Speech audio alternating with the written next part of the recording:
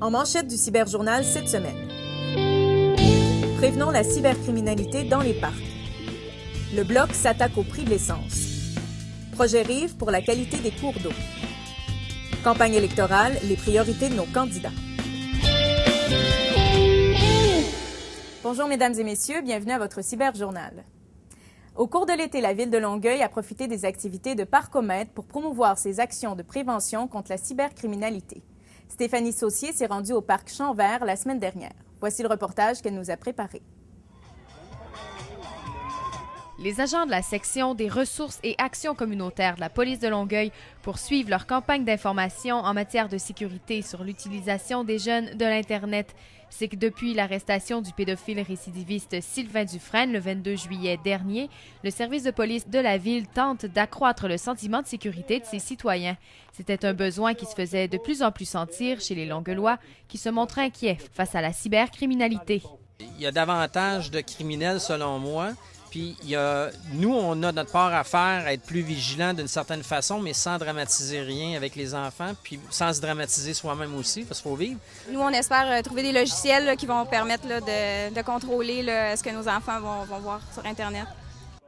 Les agents présents au parc Champ-Vert lors des festivités de Parcomètre ont donné quelques conseils de prévention aux parents et des trucs simples pour surveiller les cyberfréquentations de leurs enfants. Bien sûr, l'ordinateur dans la chambre à coucher, à éviter, du moins dans une pièce qui est passante, qu'on peut voir l'ordinateur.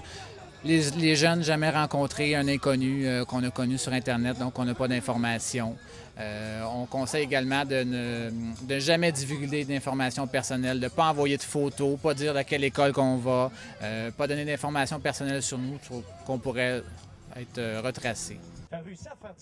L'approche par Internet est dorénavant fréquemment utilisée par les pédophiles et le service de police de Longueuil, qui qualifie cette pratique de fléau, en est bien conscient.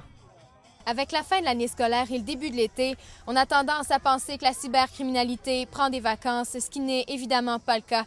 Il faut donc toujours garder à l'œil le poste informatique de la maison que les enfants utilisent.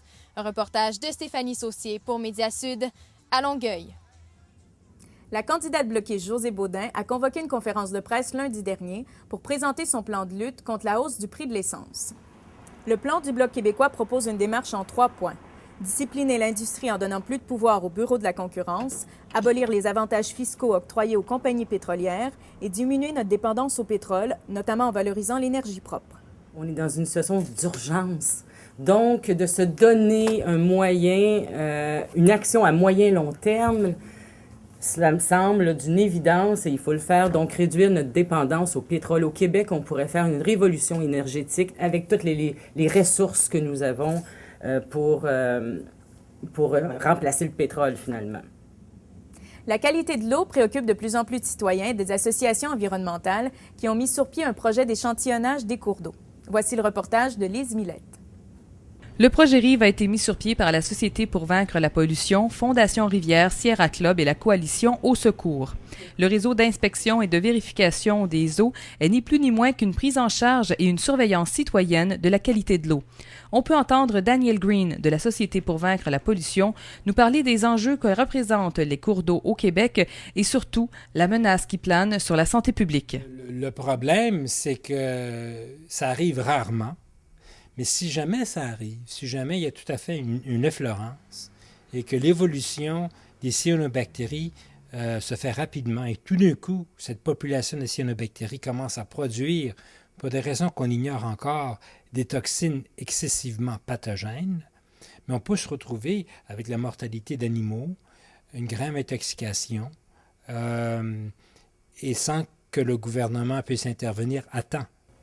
Mis sur pied en raison du scepticisme grandissant devant certaines politiques gouvernementales qui préoccupent de plus en plus de gens, la campagne d'échantillonnage gagne du terrain.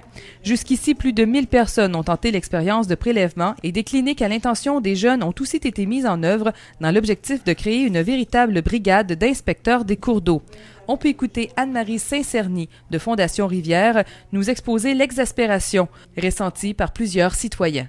Et qu'est-ce qu'on aura dans 2 ans? On aura le résultat de ce qu'on aura caché aujourd'hui, c'est-à-dire le fait qu'on ne le dit pas, on ne le traite pas, mais ça empire. Est-ce que c'est parce qu'on veut alerter les gens? Est-ce que c'est parce qu'on veut faire peur au monde qu'on dit ça? Pas du tout. Malheureusement, la nature ne se maîtrise pas. Et lorsqu'il y a un point de cassure, on ne sait pas où ça va s'en aller. Ça peut se réparer. C'est rare que ça se répare lorsqu'on n'arrête pas les sources de pollution et les problèmes, mais ça peut empirer. Et on ne sait pas où ça s'en va. On le découvre quand on l'a. Il n'y a personne qui avait prédit cette crise des cyanures-là il y a une dizaine d'années, sauf quelques experts ici et là. Personne ne les a écoutés.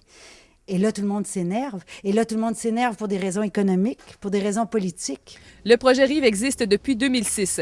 Au départ, l'objectif était d'identifier la présence de colis dans les différents cours d'eau. Depuis, en raison des nouveaux défis environnementaux, d'autres tests ont été développés pour déceler la présence de phosphate, de nitrate et de cyanobactéries. C'était un reportage de Lise Millette. Les premiers 10 jours de campagne électorale ont permis à chacun des candidats dans la course de mettre la table. La libérale Roxanne Stanners a décidé de mener une campagne sur un plan environnemental et sur la lutte à la pauvreté. Patrick Clune, candidat conservateur, a surtout axé ses interventions sur le transport. Le ministre des Transports, Lawrence Cannon, est d'ailleurs attendu sur la Rive-Sud cette semaine.